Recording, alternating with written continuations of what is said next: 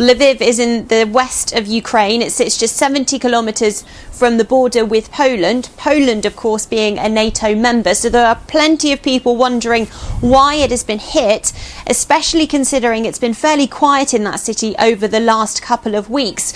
According to people on the ground, they're saying that there are a couple of strategic targets potentially that have been hit by these Russian missiles.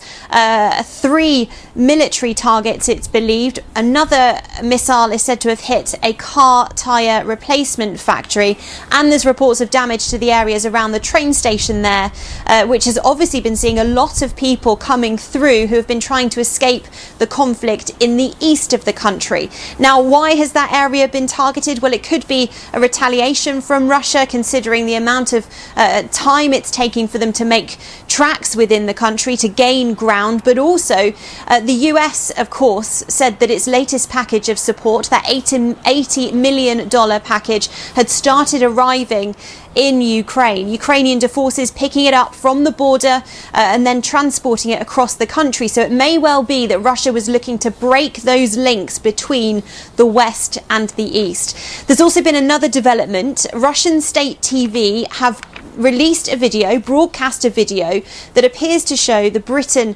Sean Pinner. He was fighting in Ukraine alongside Ukrainian defence forces when he was seemingly taken by Russian troops. In this video, he says he's being treated well, fed and watered, but he makes a plea to the UK Prime Minister Boris Johnson, asking him to help with negotiations to free him in exchange for one of President Vladimir Putin's closest allies in Ukraine, Viktor Medvedchuk. Now, Medvedchuk was captured, arrested by Ukrainian special forces last week.